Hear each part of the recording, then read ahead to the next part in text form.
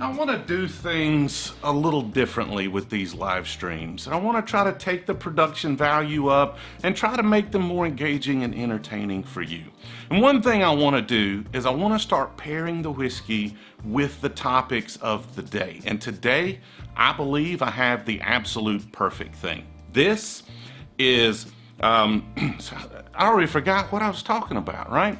This is actually from Buffalo Trace Distillery. This is Blanton's Gold.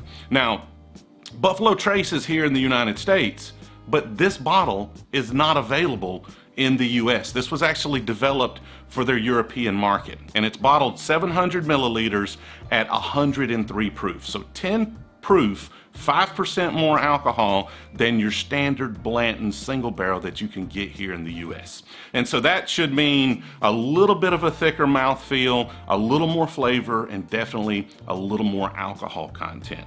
Now, they've announced that they're going to be bringing this to the United States, and they may have done so already, but Blanton's is so hard to find around here that I haven't yet seen it on the shelf, but I'm definitely keeping an eye out for it. And hopefully, when it gets here, it'll be the same delicious whiskey that's in this bottle. I'm gonna go pour myself a drink, and then we'll talk about why this is the absolute perfect pour for today's topic. And while I do so, let's have a quick word from our sponsor, Mage Mojo.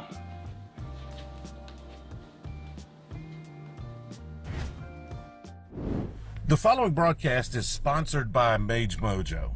And I want to take a minute and talk about Magento hosting, because Magento hosting is a lot like hauling stuff in my Tundra here. It's about having a tool that is sized properly for the job. This Tundra is great if I'm on the farm and I want to tow something like my old pickup truck here. But what if I wanted to tow something bigger, like say a space shuttle? Well, then this just isn't the right tool for the job. We know this because Toyota did it.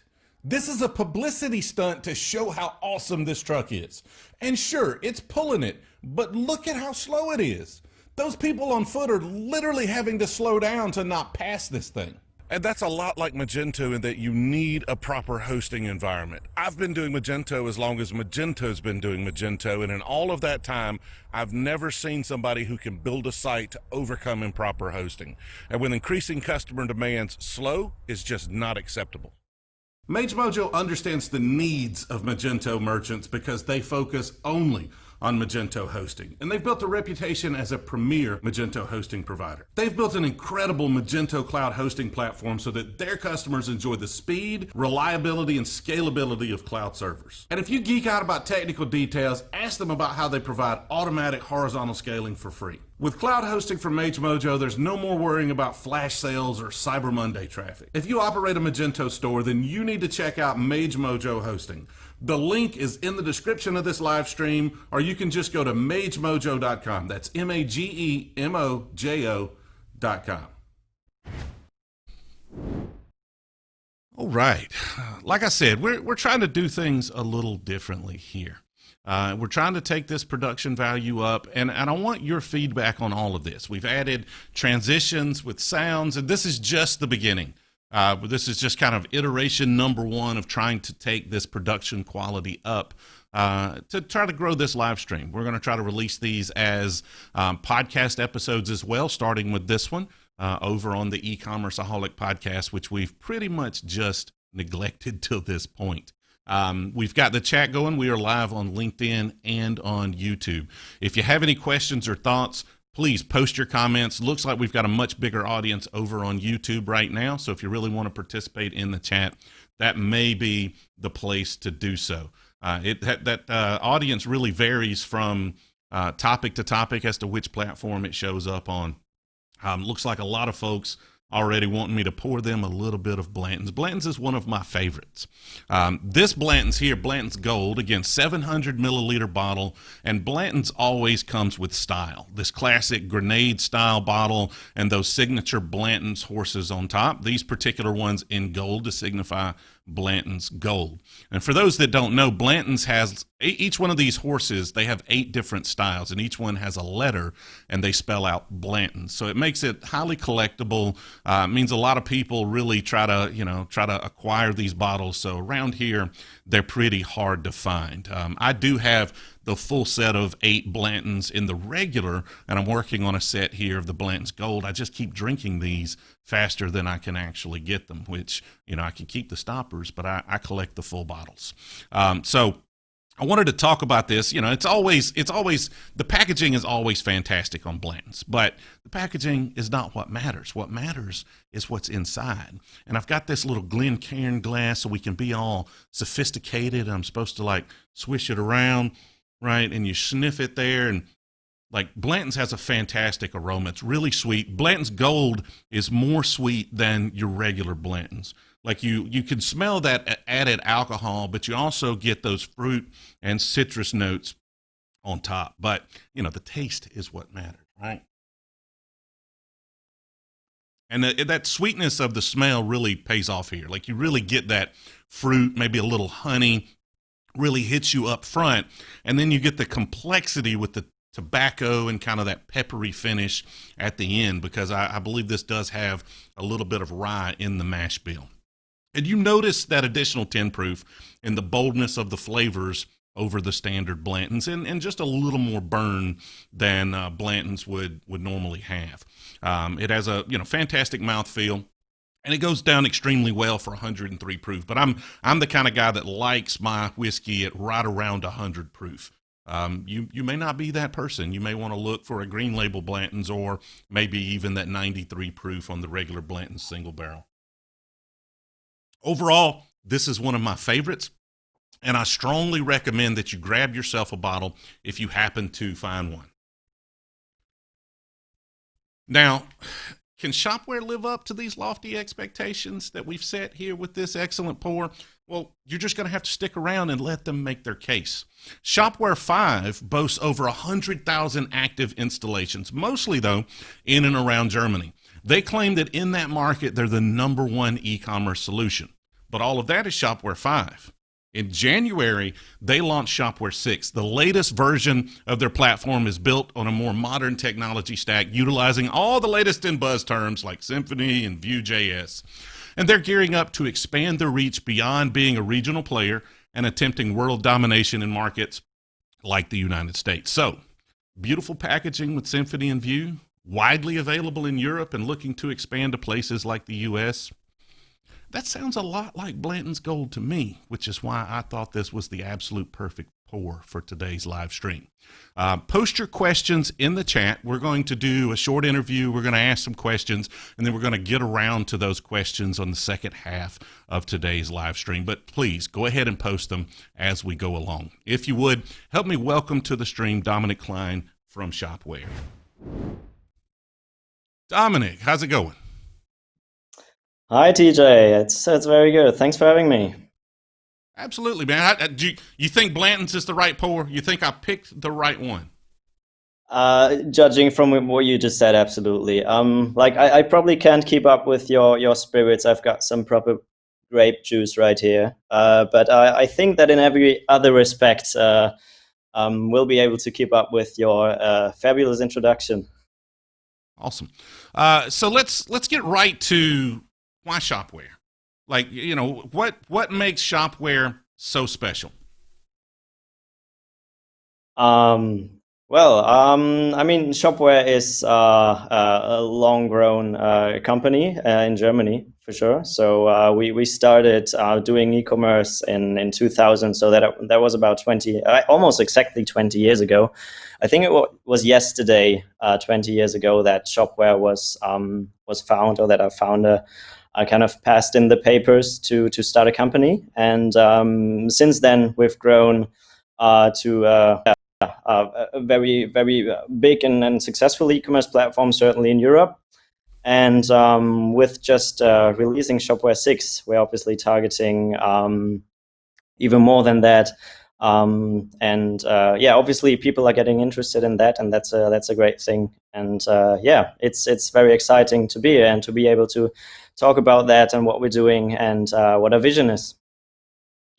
So Shopware is open source, which, is going to draw obvious comparisons with Magento, which is the big open source player in the space. But I wanted to talk maybe a little more about why open source. Back when Magento was founded, and maybe the early days of Shopware as well, it was open source made sense. Now, a lot of platforms, maybe even some that started with open source ambitions, are retooling kind of as a PaaS solution or a SaaS solution, because that's where the investor dollars are. That's where a lot of revenue lies down that path if you can be SaaS and have a large subscriber base. So why is Shopware, retooling completely, developing a new version, and maintaining their commitment to open source? Yeah. So maybe let's start with why open source. So Shopware wasn't always open source, actually. So when we started, it was a proprietary software, and we sold it to merchants willing to pay for that and let us set everything up, and then keep on individualizing that. I think it was 2012 when Shopware decided to go open source, after we went open source, that was the biggest boost in adoption that we had, and that was the key to our success, I would say, because the ecosystem kept growing and growing, and adoption kept growing after we went open source. And I think that it's just a huge incubator for innovation and for adoption, and lots of people bringing in new ideas. So that is why it's out of question for us to not have this software open source. So essentially, that's why we kept doing it with Shopware 6, then obviously adopting some of the most successful and most adopted open source frameworks like Symphony, like Vue.js. Also trying to give back something to those communities, obviously, by making sure that they see that big successful platforms are actually built upon things like Vue.js, which started off as a kind of a small project, not really backed by any big organization like React or Angular, for example. And obviously Symphony is a widely adopted PHP framework with a lot of developers, and that will in the end also make our merchants and our partners more successful, because they have an easier time finding developers that are already understanding or that have experience with Symphony as a framework. So what technology stack was Shopware 5 built on? It was, I could probably say it was more like a melting pot of technologies. But in very general, it was still based on PHP and MySQL, just like Shopware 6 is. But in terms of frameworks, we were using parts of Zend. We're using parts of a custom-built framework that we named Nlight, which was kind of the controller infrastructure tier of the application. And then on the admin interface, which we called backend back then, which was causing to great confusion, that was built upon XJS, which was a huge drama, which grew to a big drama because we kind of lost compatibility and being able to upgrade to a newer version of XJS at some point. That was kind of the tech stack that we were using back then. And then just a lot of custom PHP, Shopware framework, you could name it. So you have this platform that, this cobbled together list of technologies, but it's successful. Like, you've got 100,000 installs, happy customers, you're continuing to grow. What kind of thought goes into the risk of retooling that? Like, you're starting over. The developers who are accustomed to developing on the platform you have now have to develop new skill sets or move on. Companies that have invested in internal dev teams now have to retrain. So what's the thought process that goes into making those types of architectural decisions? Right. Obviously going down the path of least resistance, we could just kept doing what we did so far because it was successful, and it probably would have been successful for another 2, 3, 4 years maybe.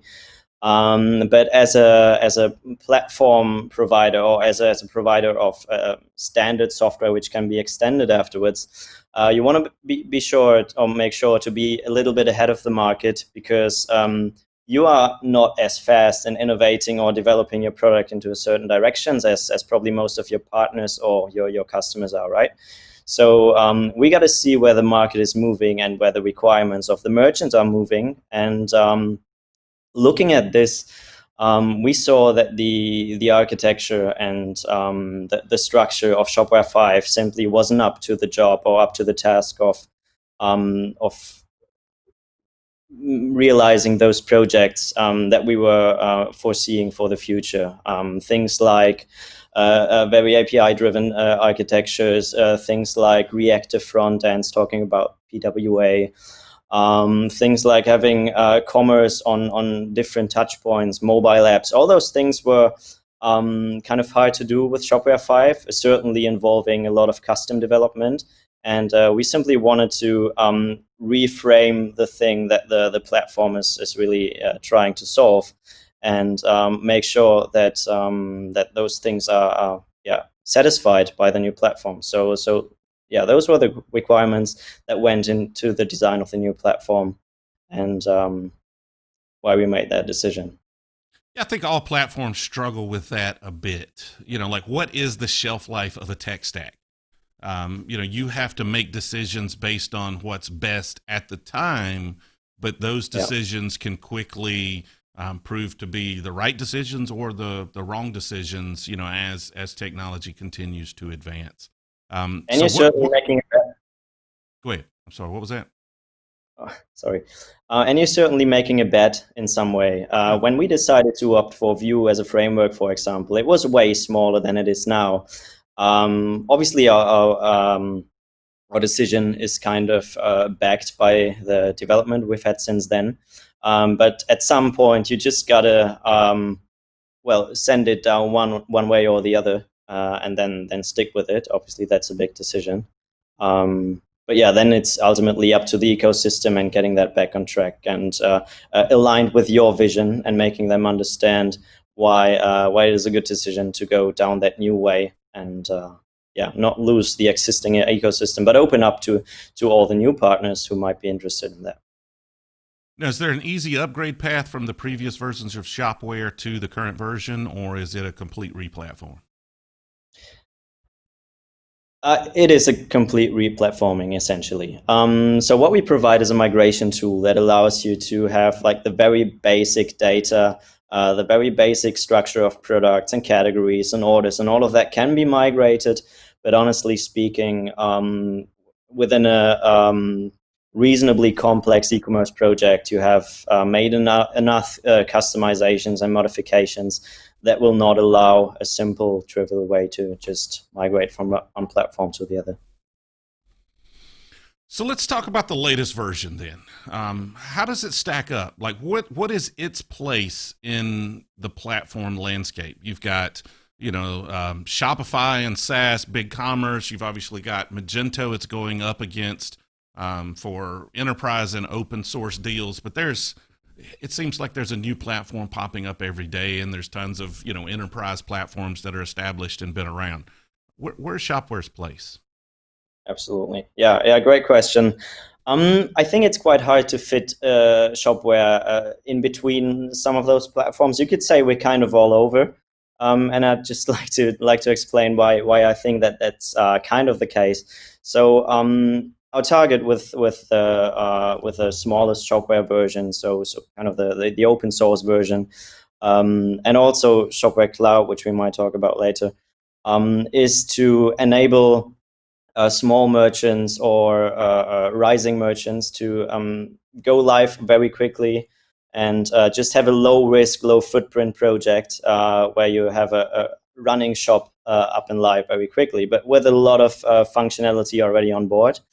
But then the old story after that can be a big growth story, because we designed Shopware in a way to be very customizable and also very flexible in terms of how you scale it up.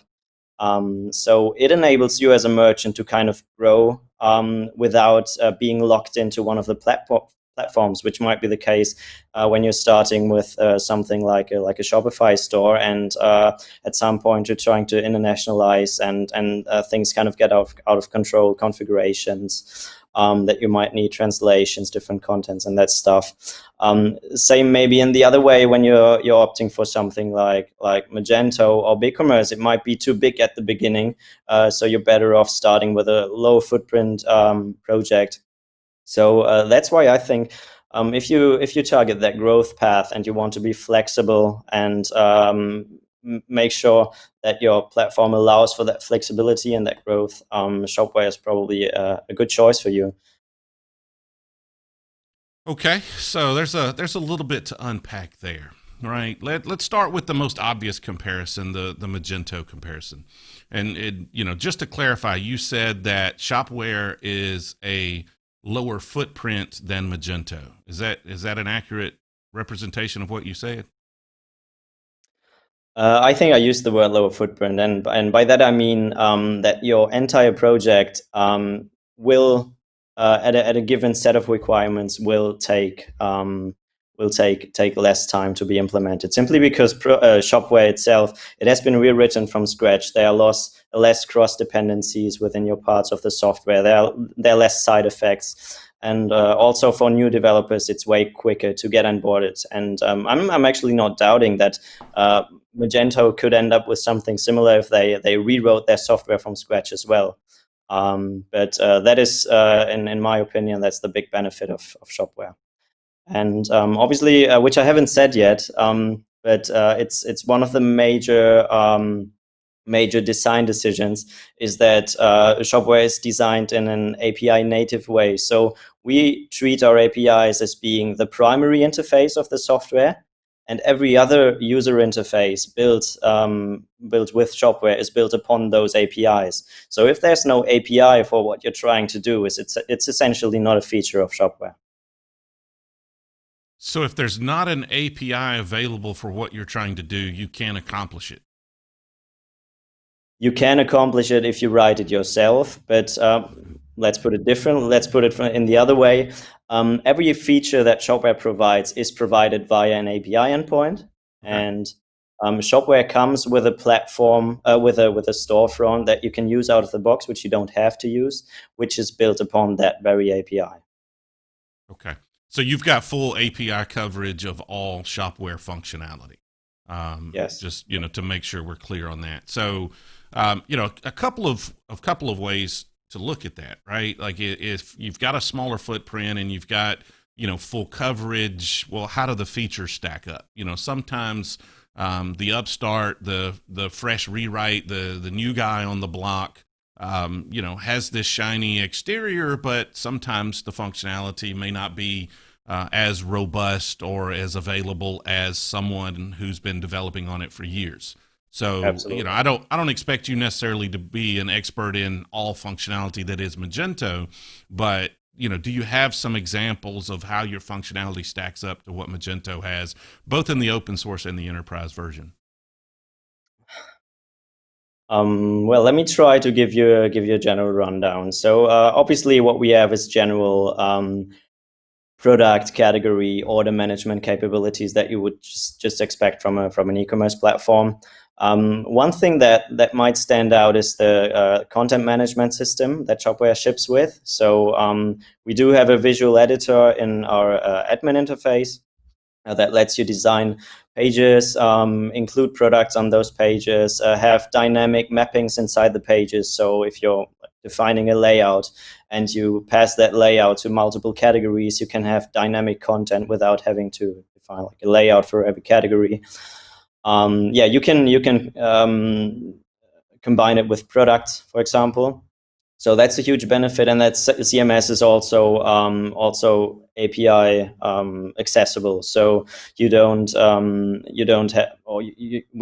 HTML. We store the structure of the layout. So you as a client afterwards can work with that content, but it can still be managed within Shopware.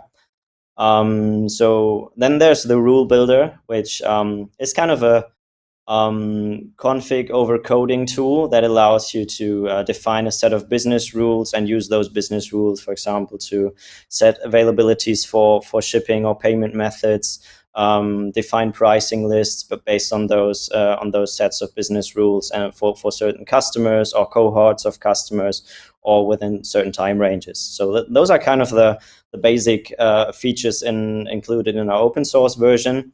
When we're then moving up the versions towards the professional and the enterprise versions, is how we call them, there are some additional CMS features, but also B2B features that allow you to have things like quoting functionalities or individual contracts, individual budgets for your customers, up to having more refined or complex search functionalities.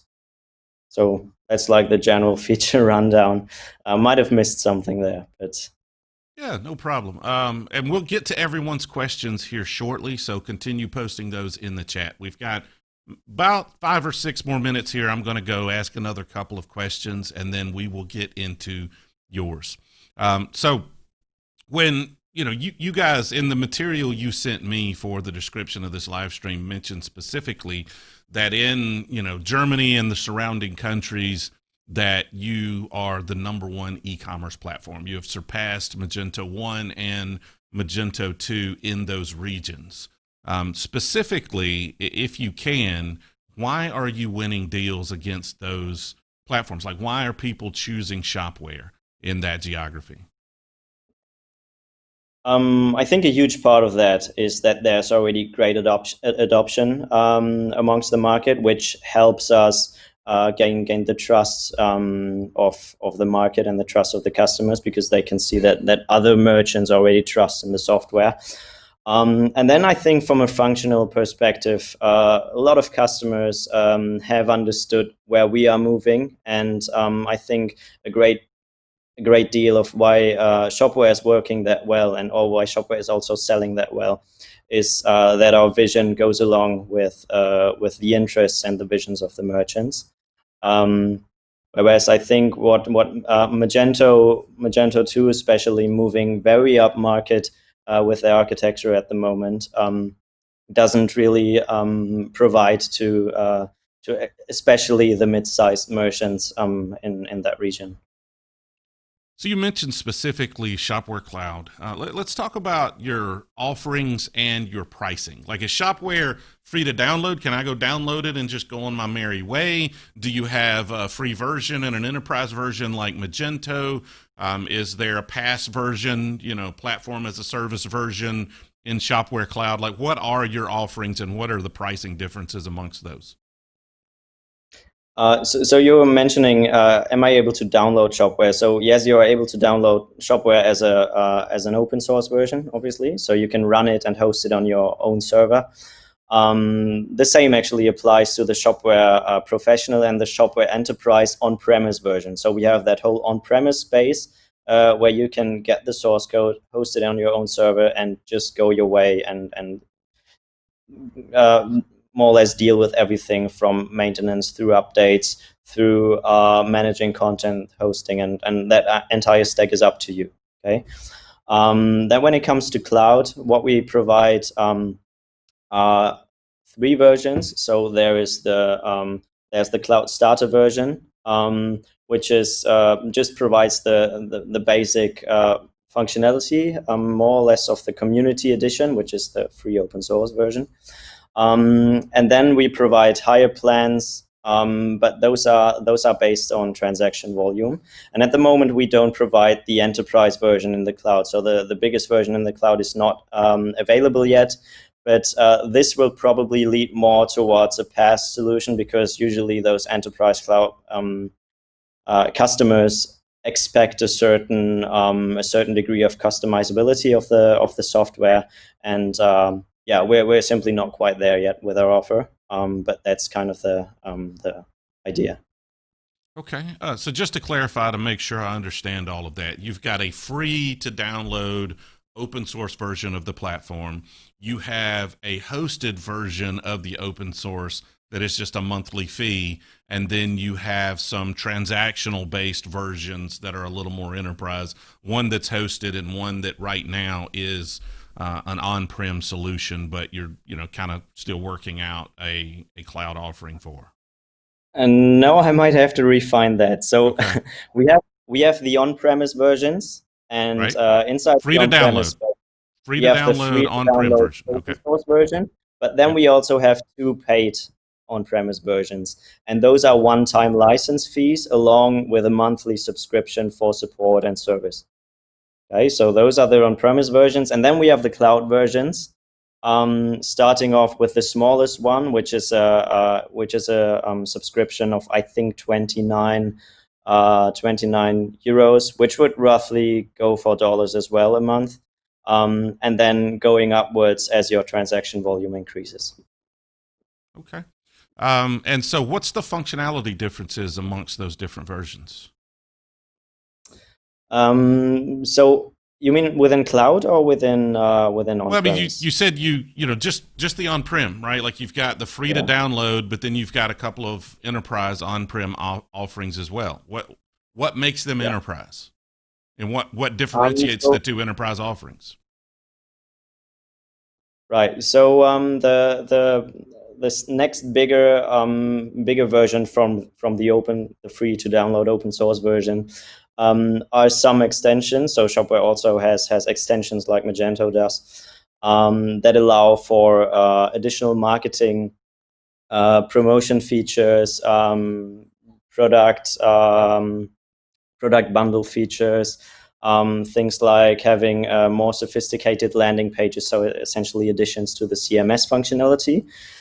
So they are in the first paid version, and then the one above that, which we call the enterprise version, is what I just outlined, containing the B2B features, where essentially merchants can provide a more sophisticated interface to their customers when their customers are other businesses. So the customers can create different constructs of people within that company that can buy within that shop. So you can define something like a decision flow. So someone from that customer orders something, but someone else has to approve of the order, and it all has to be within a certain budget or something. They can just make 1 order per month, those kinds of configurations.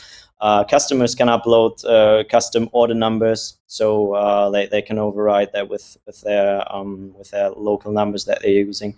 So these kinds of features that B2B merchants want to give to their customers. And then the other one that I was mentioning was the search. So it's a search based on Elasticsearch, which you can configure highly with different boostings, with synonym replacements, with different word analyzers, and so on. So you can just make sure that your search kind of performs up to its task, especially when you have a lot of products or a very refined product information catalog. Okay, this is my last question before we get into the Q&A portion, so please continue posting those questions in the chat and we'll get right to those.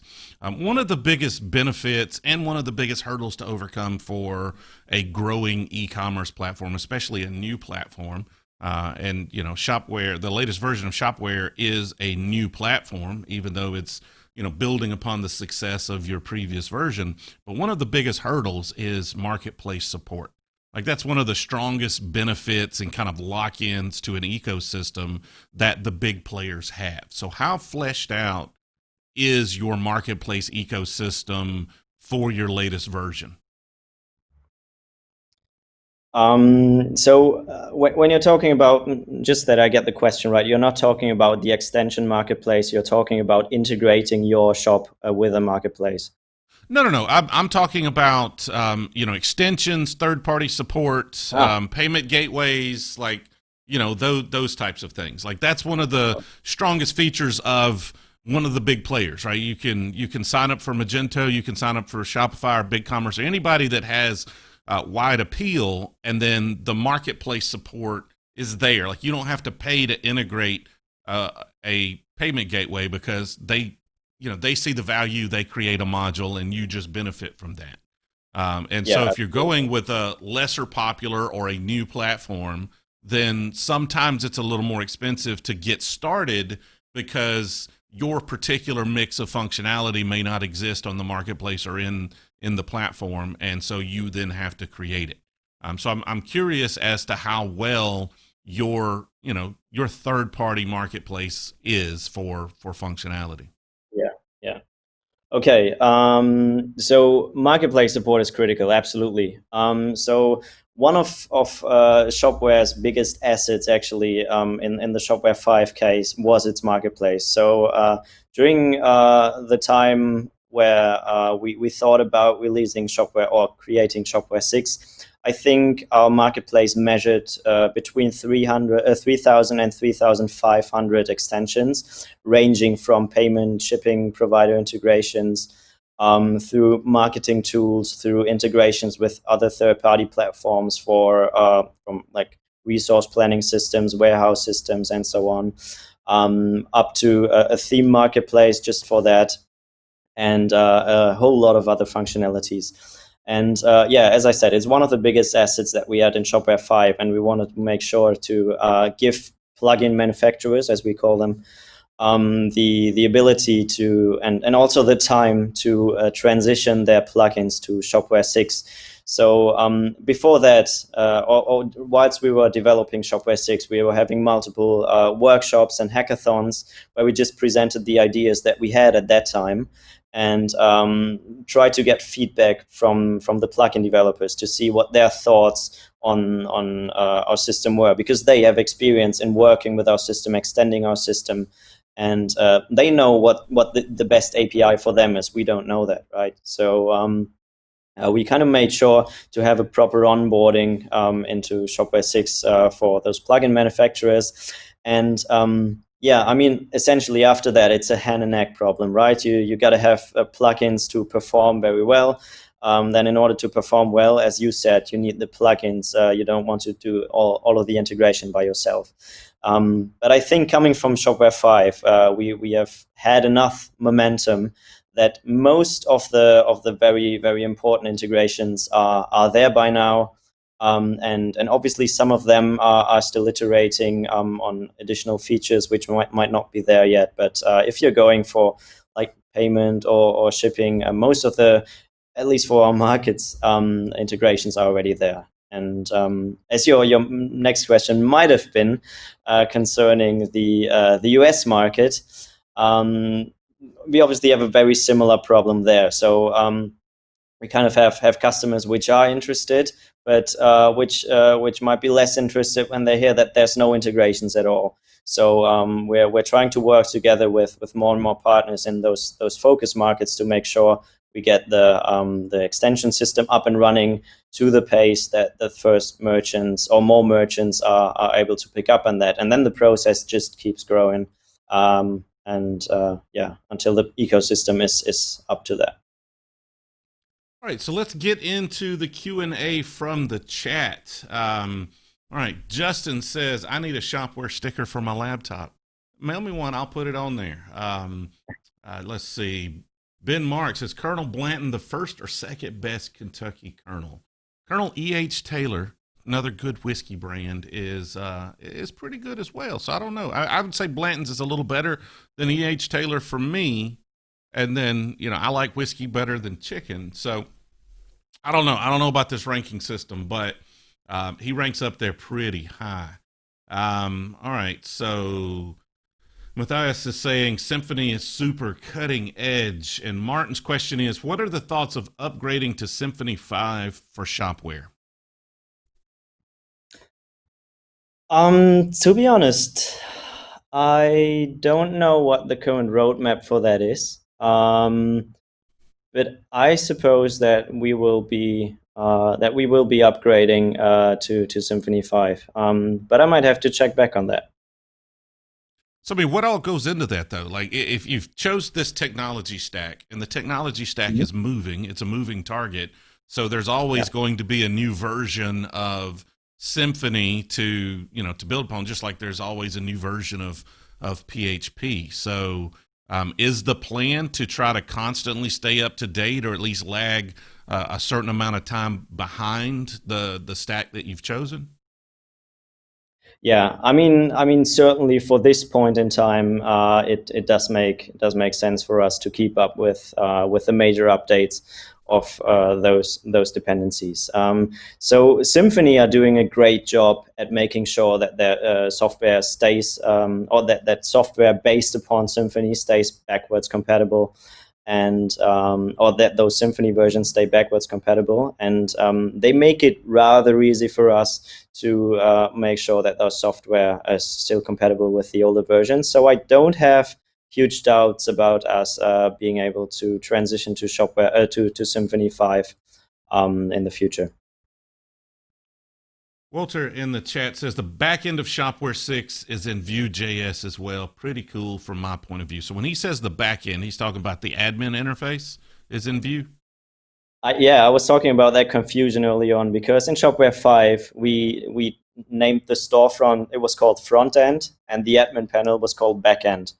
That's probably the best example of how German Shopware 5 was back then, when it was written. So yeah, that was kind of the misunderstanding, and now a lot of people are still using those terms, and we're trying to get rid of that legacy. But yeah, when he's talking about backend, he's ultimately talking about the admin panel and how that is built upon Vue.js. So is it a standalone Vue application that interacts with the e-commerce platform solely through APIs? Exactly. Yeah, it's a completely stateless single page application that uses the Shopware admin API, which is the API that also other third-party libraries, especially on the backend side of things, like your warehouse management, resource planning, and so on, would interact with the Shopware core. So the admin panel is just picking up on that same endpoint.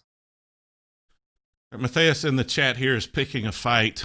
He said, one point to discuss, Shopware 6 is extremely faster than Magento 2. Much faster. What do you have to say about that? To be honest, I've only heard about performance issues with Magento 2, and I'm seeing some posts here and there on LinkedIn that are kind of hitting that same spot. There are comparisons of Shopware and Magento. I would say ultimately it's really down to what you're trying to do with your system. I could just go ahead and say Shopware is always faster than Magento.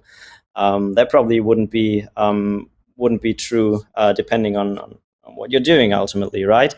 But in general, Shopware was built with a strong focus on performance, and ultimately, that's why probably from the baseline benchmark, Shopware is faster than Magento.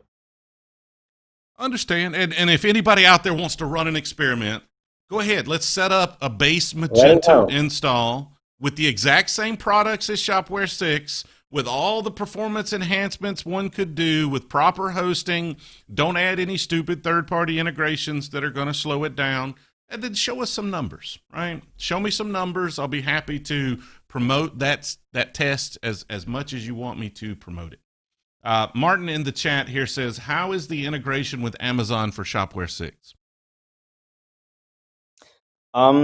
So that's not exactly my topic, but I would assume Shopware has an integration with marketplaces. We've partnered up with marketplace specialists from Germany that have kind of have a marketplace platform that integrates with different other marketplaces, and Shopware has a very thorough integration between its product information management and that marketplace platform. So it is part of the oh no, actually I think you probably have to talk to our sales team to figure out what the current state of that is. But we're certainly having a thorough integration with that, and I suppose you'd have to talk to them right now. Walter in the chat mentions the CMS within Shopware 6 is comparable with Magento 2 commercial version, but the big difference is that it is in the CE version of Shopware. So your CMS is comparable to Magento's, but it's available in the free version. Ultimately, yes, right. So I listed all the functionalities which are there. So we have like you can have design listing pages, you can design content pages. We are currently working on product detail pages as well. And all those can be designed in a visual editor, and they can also be delivered via API. So they're just saved as structured JSON. And I'm not entirely aware of the feature that Magento CMS or the Magento Page Builder has, but I am quite positive that it can live up to very similar expectations. Paul in the chat mentions, what is the monthly spend required to unlock those B2B features? So the B2B version or the enterprise version is a one-time fee, first of all. So that is 40K. And then after that, there's just a monthly service fee of I think it's 800 euros per month that you have to pay in order to obtain the support and the service from our side. Which and that's it. That's what it sums up to. Okay. Justin mentions how does Shopware stack up against Magento in regards to performance. I think we touched on that enough, Justin, but if you have specific questions that we did not touch on, let me know in the chat and we will address those directly. All right, Martin says the Shopware PWA is developed by an external company, View Storefront, but we will be a part of the core in the future of Shopware and maintained by the core team. It's an excellent point, right? Like there's really two paths a lot of companies are taking right now in regards to progressive web apps. You have Magento that's building their own, and it's bundled, it's maintained by the core team. There's advantages to that. There's benefits to that. But then you have, a lot of platforms that are building out the APIs and the capabilities, but relying on the ecosystem to provide the front end that integrates with that. And that has some benefits and advantages as well. So it appears as though, the ecosystem is building your PWA front end. Is it going to continue to be a, View Storefront project, or is Shopware going to officially adopt that and have some say in its path and maintenance moving forward? Yeah. Maybe let me elaborate on the setting a little bit. So the PWA development together with View Storefront is not like they are just planning to build that storefront and they're delivering, and we will take it in the end. It is more like a partnership that started about 1.5 years ago. When Shopware 6 was at the let's say proof of concept, maybe a little bit further than the proof of concept state, to be honest, but where the APIs were rather clear and it was clear where we want to go to. And then we approached View Storefront asking whether they would be interested in picking up on that and working together with us, letting us know what kind of APIs they would expect from us to be able to build such a front end. And then in strong conjugation with us, discuss how that front end should be built. And for that, it's very important to align the visions of each other's products and make sure we get a profound understanding of each other's products and functionalities and everything.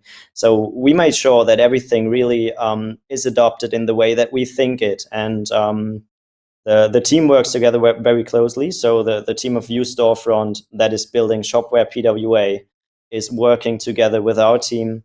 So we have weekly meetings. We exchange messages on a daily basis, making sure that the new features that we're putting out there are actually working together with the platform. But then looking at Magento, we decided to go with View Storefront because they have the experience in building those front-end applications. They have the experience in building PWA projects, which we don't have and which would take us time to adopt that.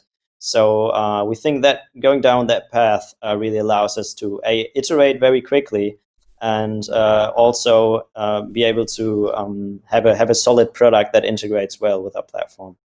So yeah, that's kind of the setting. And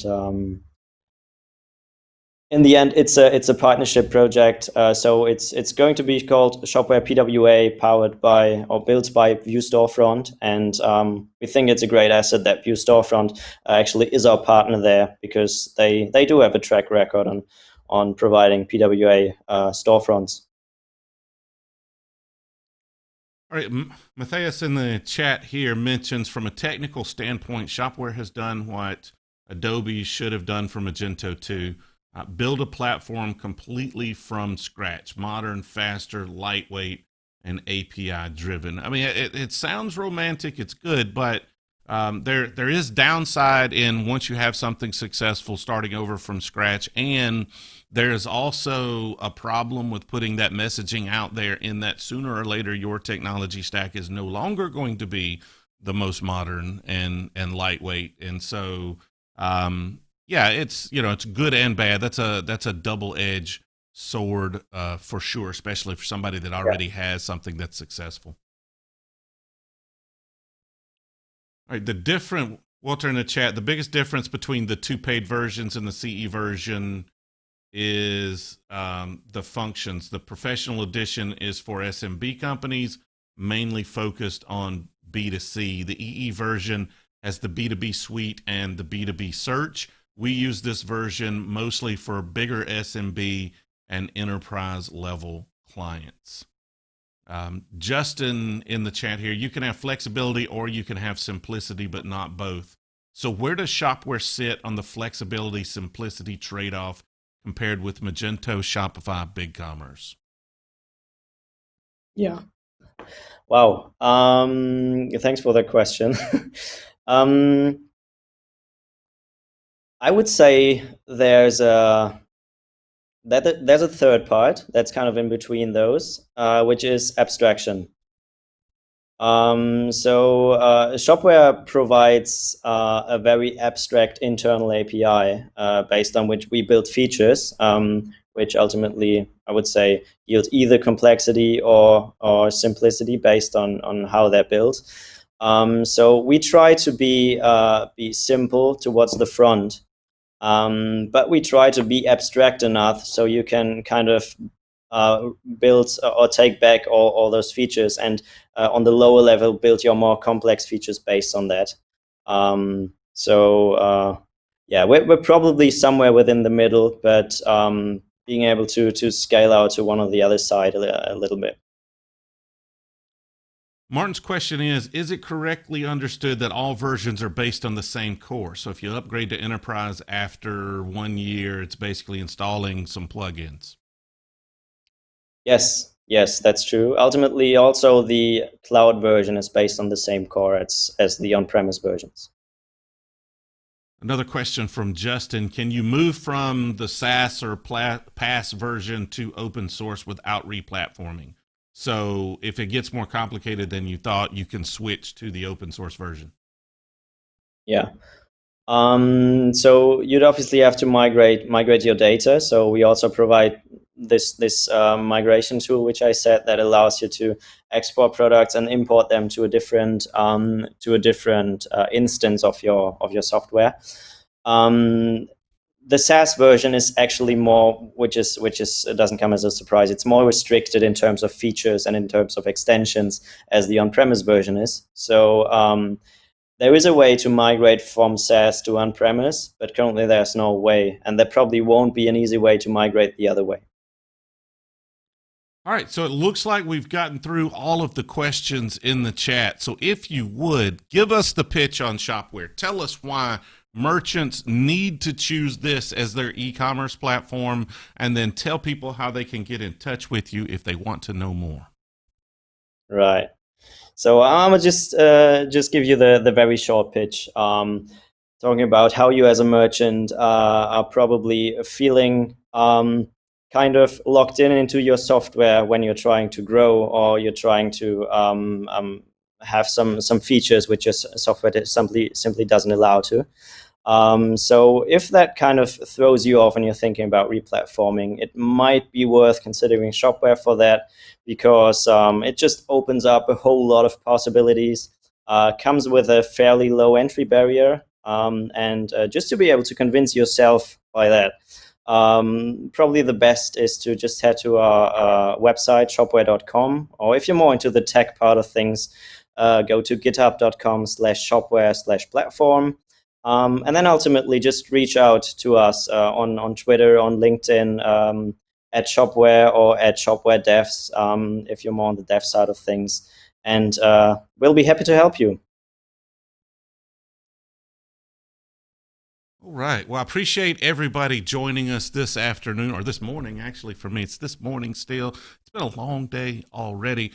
We put a lot of effort into rebuilding this live stream. Some of my transitions didn't work there, so I've got to figure that out. But we did a lot of transitions. We did the intro. We did the barrel house. We're pairing the drink with the topic. Let me know what you think about all of those. Did that make it better? Was it a little more entertaining? Was it not? We're going to continue to try to push the limits of what we're doing here on these live streams and try to make them better for all of you. If there's, suggestions out there on how we can do that, please let me know. We're going to try to get more consistent on what time of day and what day of the week we're doing those. I know that could come in real handy as well. But outside of that, open to any and all ideas. And of course, we've got our own to try to push things up a few levels. We don't have any streams planned right now, but we're talking to several folks about getting more of those out there. And if you want to know more about Shopware, reach out. If you happen to be catching this in replay and you didn't get your questions answered, post them in the comments, and I'll do everything I can to get you an answer on those questions. So I appreciate everybody watching, and I'll see you next time.